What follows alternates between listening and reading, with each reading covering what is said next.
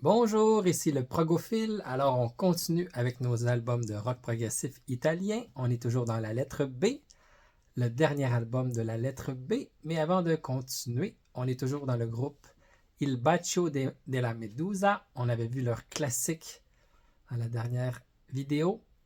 Et ensuite, ils ont fait deux autres albums que je n'ai pas. En 2012, l'album Deus lo vult, excusez mon latin, qui veut dire Dieu le veut, un album sur la première croisade. Je pense que c'était un cri que les croisés faisaient, criaient pendant la croisade. Un album conceptuel sur la première croisade, très intéressant, mais pas à la hauteur du classique qu'on avait eu en 2008.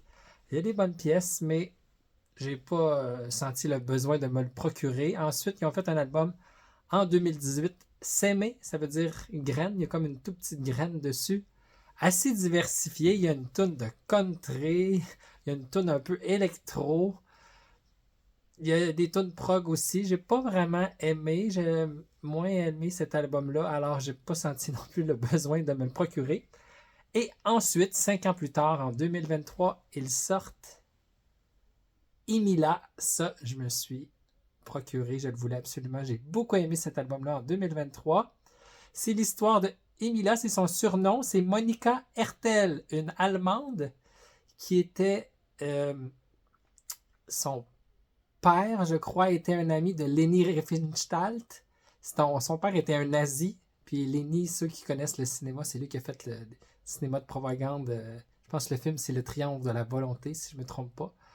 Alors, elle est venue en Bolivie et elle est devenue une révolutionnaire. Elle est connue pour être celle qui a tué celui qui avait fait tuer Che Guevara. Vous me suivez? Alors, c'est une histoire assez mouvementée de violence qui se termine assez mal. Alors, on suit son histoire, son parcours. C'est vraiment, vraiment très intéressant. On est dans un autre style. Là, on est rendu en Bolivie. Alors, c'est le même prog qu'on connaît avec la couleur, avec du saxophone, puis tous les instruments. Mais là, avec une couleur, le soleil de l'Amérique du Sud, les styles latinos de temps en temps. Vraiment, vraiment très intéressant. 9 pièces de 2 minutes 59 à 6 minutes 11. Très diversifié. Vraiment, j'ai beaucoup, beaucoup aimé cet album-là. Du prog avec une petite couleur latine. Très original. Un 4 sur 5, très généreux. J'aime beaucoup cet album-là. Une belle surprise de 2023. Alors, bonne découverte et bonne écoute!